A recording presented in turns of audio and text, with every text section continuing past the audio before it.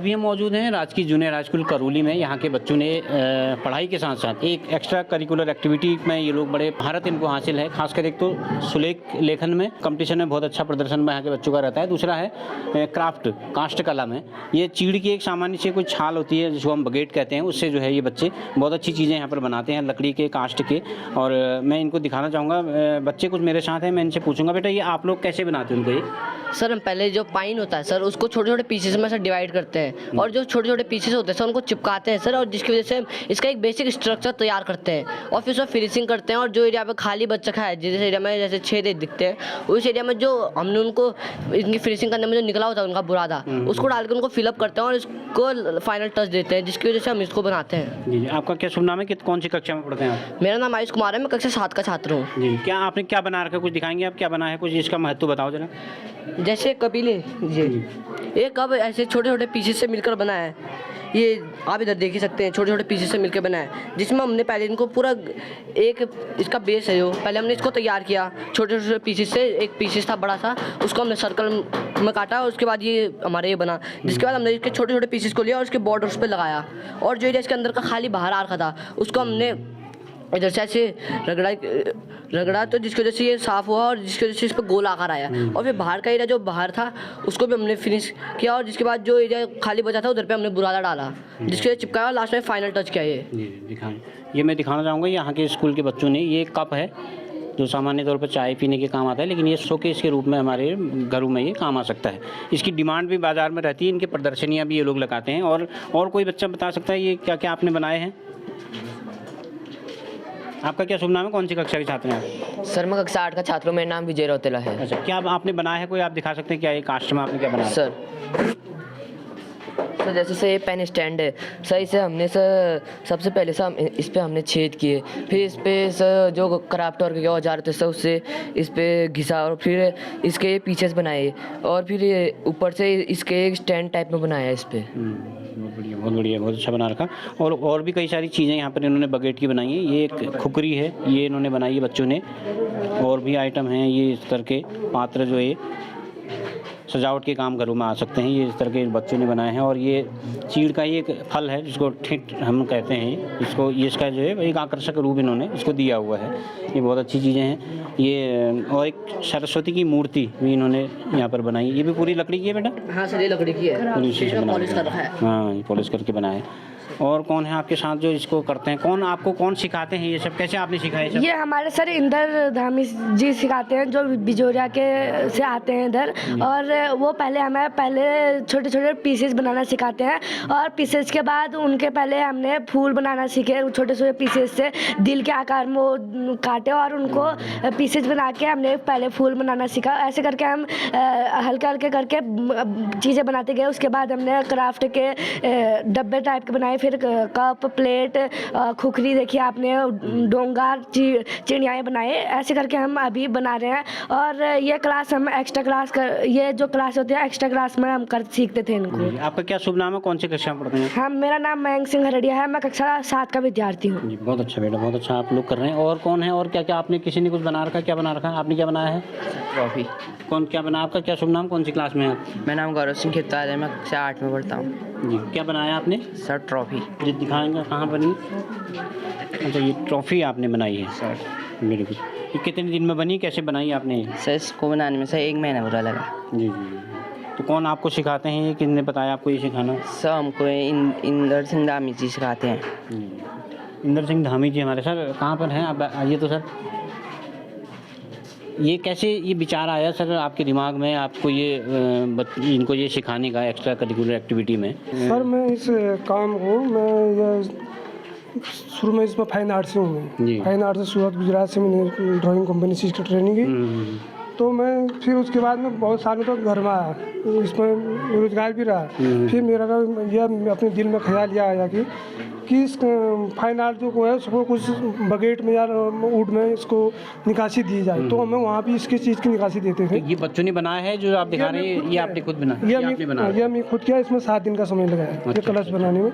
यह ग्लोबल जो है वो ये बगेट की चीड़ की छाल की बनी है। ये राखी भी वही चीड़ की छाल की बनी है, डस्ट से बनी है सर। तो मैं फिर उसके बाद घर आया, आया, घर आने के बाद मैंने इसमें अपना रुचि रखा। जो क्राफ्ट ट्रेनिंग हमको फाइन आर्ट कंपनी में सिखाई जाती थी, तो उसको मैं बगेट में यूज़ किया। फिर पहले हमको उसमें सिखाते थे वहाँ इसमें गत्ते में, इसमें कंपनी में यह चीज़ें वो करें, और बगेट ये चीज़ें प्राप्त मात्रा में नहीं होती थी। तो मैं घर में आया तो मैंने बगेट में यह चीज़ निकासी करना इसमें दिखाया। तो मैंने 2012 में इसमें राज्य पुरस्कार भी लिया है, राज्य पुरस्कार से भी नवाजा गया। और इसको मैंने बच्चों को मतलब जैसे मैंने 2012 में भी दिया था कि ये कला विद्यालय में भी चलनी चाहिए। तो मैं आज विद्यालय में श्री नरेंद्र गिरी गोस्वामी जी, श्रीमती मैडम गोस्वामी जी, कोरंगा जी के माध्यम से यहाँ इन्होंने यहाँ रुचि रखते हुए इन लोगों ने मेरे को यहाँ बुलाया, और मैं बच्चों को इसको अपने दिल से सिखाने की कोशिश कर रहा हूँ। और इससे हमारे स्वरोजगार अपना जिले में फैल सकता है। हाँ, उत्तराखंड ये तो ये उत्तराखंड में तो चीड़ जो है बहुतायत में पाया जाता है। तो क्या इसको रोजगार से जोड़ा जा सकता है? आप बच्चों को पारंगत कर रहे हैं, भविष्य में किसी बच्चे की अगर सर्विस नहीं लगी, नौकरी के पीछे नहीं भागे, और इस स्वरोजगार क्या कर सकता है? स्वरोजगार कर सकता है। तभी तो इसीलिए माध्यम से मैं यहाँ सर लोगों ने मुझे बुलाया है। और उद्योग विभाग से भी, अगर उद्योग विभाग भी इस काम को चला रही है, और उद्योग विभाग काम चला रही है, तो उद्योग नाम किस चीज़ का नाम है? उद्योग का नाम ही तो हुई है ना, उद्योग करना। वो भी मदद कर सकता है। सरकार की भी ऐसी योजनाएं हैं, अगर इसको करे तो वो भी इसको मदद कर सकता है। और हमारे क्षेत्र में काफ़ी लोगों को इससे रोजगार मिल सकता है। अगर हमारी उत्तराखंड से हमारे बाहर से हमारे जिले में माल आ रहा है, बाहर देशों से हमारा तो उत्तराखंड में माल आ रहा है, तो हमारे देश से भी बाहर माल जा सकता है। तो आप जब बाहर इस बीच की कई जगह आप प्रदर्शनी भी लगाते हैं, तो किस तरह की डिमांड क्या रहती है इसके लोगों को? डिमांड रहती है सर, बहुत डिमांड रहती है। बाहर कहाँ आप तक एजुकेशन में भी गया हूँ, और बाकी सर मैं स्टॉल में भी लगा चुका हूँ। हाँ, वहाँ भी स्टॉल लगा चुका हूँ। उद्योग प्रदर्शनी यहाँ दिल्ली प्रगति मैदान तक मेरा सामान भी जाता है। और ये बगेट की चीज़ें अगर हमारे उत्तराखंड में, हमारे ज़िले में अगर इस रोज़गार को फैलाया जाए, नौकरी तो हर कहीं है नहीं सर, सरकारी नौकरी सभी को मिल नहीं सकती है। अगर रोज़गार फैल सकता है तो हमारे घर गांव के बच्चे, छोटे बालक बालिका, महिलाएं तक इसमें काम कर सकते हैं और अपना रोज़गार, स्वतः रोज़गार घर में पैदा कर सकते हैं। जी हाँ, बिल्कुल, धन्यवाद सर, बहुत अच्छा ये प्रयास है। ये काफ़ी अच्छा प्रयास है अगर इसको स्वरोजगार से जोड़ा जाए, क्योंकि चीड़ जो है उत्तराखंड में और खासकर पहाड़ में बहुतायत की मात्रा में ये पाया जाता है। ये जो आप राइटिंग देख रहे हैं, ये किसी कंप्यूटर से लिखी हुई नहीं है, और न ये किसी किताब में छपी हुई है। ये राजकीय जूनियर हाई स्कूल करौली के बच्चों द्वारा अपने हाथ से लिखी गई ये राइटिंग है। और राइटिंग के मामले में जूनियर हाई स्कूल करौली के बच्चों की पूरे प्रदेश भर में चर्चा रहती है, पूरे देश भर में चर्चा रहती है। यहाँ के बच्चे इस मामले में, लेखन के मामले में बहुत आगे हैं। मैं दिखाना चाहूँगा यहाँ पर इस तरह की यहाँ पर बच्चों ने लिखी हुई हैं, हिंदी में कहें या अंग्रेजी में कहें, हर उसमें ये बच्चे बहुत अच्छी चीज़ें लिख के यहाँ पर दिखाते हैं। मैं कुछ बच्चे मेरे साथ मौजूद हैं, मैं इनसे पूछना चाहूँगा, बेटा आप आपका नाम क्या है, कौन सी कक्षा के पढ़ते हैं? मेरा नाम पावनी खेतवाल है, मैं कक्षा 6 की छात्रा हूँ। जी, आप ये कैसे लिखते हैं? इतनी सुंदर राइटिंग आप बनाते हैं, कैसे करते हैं आप ये सब? कितने रोज अभ्यास इसका करते हैं, प्रैक्टिस करते हैं इसकी? हाँ जी, कौन सिखाते हैं आपको ये प्रैक्टिस करना? हमारे प्रिंसिपल सर गोस्वामी सर सिखाते हैं। Very good. और बेटा आप बताओ, आपका क्या शुभ नाम है, आप कौन सी कक्षा में हैं? मेरा नाम दीक्षा जोशी है, मैं कक्षा 8 में पढ़ती हूँ। ये लेखन सुलेख वाला कैसे आपने करते हैं, कितनी मेहनत आप इसके पीछे करते हैं? हम पायलट पेन में ब्लेड से कटिंग करते हैं, फिर लिखते हैं। कौन ये आपको सिखाते हैं इतनी, इसको प्रैक्टिस कौन कराते हैं? हमें गोस्वामी सर सिखाते हैं। शुरू में ऐसी राइटिंग थी आपकी? शुरू में कैसी राइटिंग थी? अब तो आपने बहुत अच्छा लिखना शुरू कर दिया। ये कैसे, कितनी मेहनत के बाद ये हुआ? हमने ये हमें सीखने में 3 साल लगे। जी। और बेटा आप नाम बताओ अपना। मेरा नाम प्रियांशी खेतवाल है, मैं कक्षा 7 की छात्रा हूँ। जी, ये आप इसकी लेखन का आप रोज अभ्यास करते हैं? हाँ। पहले कैसी राइटिंग थी आपकी भी, कैसे सुधार कैसे हुआ? पहले हमारी ऐसी राइटिंग नहीं थी, फिर उसके बाद हम लोग जब यहाँ आए तो फिर हमें पता चला कि सर राइटिंग सिखाते हैं, फिर हमने भी सीखी सर से। बहुत अच्छा। ये यहाँ पर ये कि बच्चे हैं, इनका भी लगातार ये रोज़ अभ्यास करते हैं और उसके बाद इनकी राइटिंग सुधरी है। मेरे साथ यहाँ के प्रिंसिपल सर भी हैं, गोस्वामी जी, नरेंद्र गोस्वामी जी, जो इसकी पूरी अभ्यास इसका कराते हैं। सर बताएं कि कैसे ये बच्चों में इस तरह का ये सुधार हुआ, कैसे आपके दिमाग में ये आया कि आप ये करते हैं? ये निरंतर अभ्यास का एक सेशन चलता है हमारा विद्यालय में। बिना प्रैक्टिस के ये इसमें इतना सुधार नहीं हो पाता है, इसलिए हम बच्चों को लगातार अभ्यास कराते हैं ताकि बच्चे उस लेखन विधा में सिद्ध हस्त बन जाएं। और ये निरंतर अभ्यास, निरंतर प्रैक्टिस और प्रैक्टिस इसका जो मूल मंत्र है वो अभ्यास है। और बच्चे को बताया जाता है कि कैसे आपके खड़े राइटिंग, खड़े और पढ़े, वो जो स्टार्टिंग वाला होता है वो सीधे हो जाए। बच्चे की हाथ की कंपन, बच्चे की हाथ में कंपन रहता है। स्टार्टिंग में नया पेन पकड़ा है, बच्चा नए ढंग से लिखना चाह रहा है, तो उसको जो परंपरागत रूप से लिखते आया था बच्चा, तो उसमें थोड़ा डिफर होता है। तो स्टार्टिंग में उसके हाथ की कंपन को हम निकालते हैं, उसके अंदर की जो झिझक है उसको मिटाते हैं और उसकी लगातार प्रैक्टिस से उसके खड़े पड़े क्लियर हो जाए तो आधा काम हमारा कंप्लीट हो जाता है। खड़े पड़े अगर बच्चे के सीधे आ रहे हैं तो बाकी जो कर्व जाता है, कर्सिव होता है, तो वो धीरे धीरे उनको बताया जाता है। तो मतलब बारीकियाँ, हर चीज़ की बारीकियाँ जो है हम बच्चों को सिखा रहे हैं, कोशिश कर रहे हैं कि ये बच्चे जो पुरानी विधा है हमारी, ये हैंड राइटिंग की जो पुरानी विधा है, हस्तलेखन की, कैलीग्राफी की जो ये हमारी लुप्त प्राय विधा है, इसको हम नया रूप देने की कोशिश में लगे हैं, इसको संवर्धित करने की कोशिश में लगे हैं, इसको संरक्षित कैसे हो। और ये पूरे उत्तराखंड ही नहीं, अब ये तो पूरे इसको राष्ट्रीय स्तर पर इसको एक पहचान मिले, इस प्रयास में हम यहाँ पर लगे हैं। और हमारे बच्चे, हमारे इस विद्यालय के बच्चे इस विधा में वर्तमान में निपुण हो चुके हैं। और जो नए बच्चे आने वाले हैं वो भी वो इस ललक के साथ आना चाह रहे हैं कि हम वहाँ जाके हम अपनी हैंड राइटिंग को सुधारेंगे।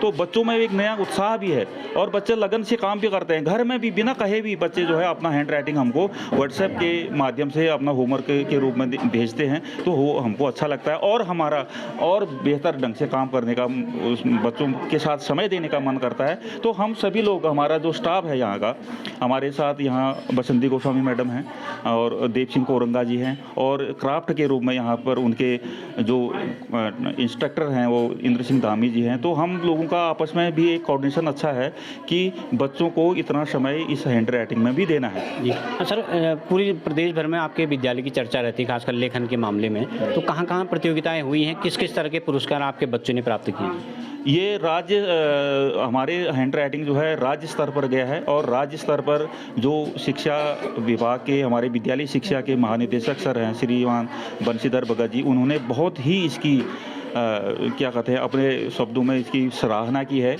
और प्रशंसा की है और हमको भेजा भी है वो पत्र। तो आने वाले समय में जो है पुनः हमारे बच्चे अभी देहरादून, इससे पहले पिछले माह में जो है देहरादून गए थे, तो वहाँ भी हमने अपने जो है छवि, इस विद्यालय की छवि और इस जनपद की छवि वहाँ भी रखी। तो वो भी काफ़ी अप्रिशिएट कर रहे थे। पूरा देहरादून में जो हमारा महकमा है, विद्युतजनों का जो समाज है, तो वहाँ भी एक नई चीज़ गई है। तो आज हमारे जो क्या कहते हैं, जो भी विभागीय जो पुस्तकें छपती हैं, किताबें छपती हैं, बाल वाटिका हो या अन्य आने वाले जो समय में जो छप रहे हैं, तो वो उन्होंने भी एक ठान रखा है, उन्होंने भी ये निर्णय लिया है कि हम जो उस चीज़ जो उसमें जो माननीय मुख्यमंत्री जी के संदेश हैं, माननीय शिक्षा मंत्री जी के संदेश हैं, शिक्षा सचिव जी के संदेश हैं और महानिदेशक विद्यालय शिक्षा के संदेश हैं और निदेशक SCERT जी आदि, इनके जो संदेश हैं वो आज के बाद जो है हमारे बच्चे ही लिखेंगे, उसको हैंड राइटिंग अपने हस्तलेखन से लिखेंगे और नीचे बच्चे का नाम आएगा, उसके कक्षा और उसका विद्यालय का नाम आएगा, ताकि दूसरे बच्चों को भी इसकी प्रेरणा मिले और बच्चे जो है सोचें कि हम भी, वो अगर करौली के बच्चे करते हैं, कर सकते हैं, तो हम क्यों नहीं कर सकते हैं। अन्य विद्यालय के बच्चे भी कर सकते हैं। मैं दिखाना चाहूँगा यहाँ पर कुछ मुख्यमंत्री जी का एक संदेश है जो हाथ से लिखा हुआ, ये आपके बच्चों ने ही लिखा हुआ है? सर ये कुमारी दीक्षा जोशी के द्वारा लिखा गया है।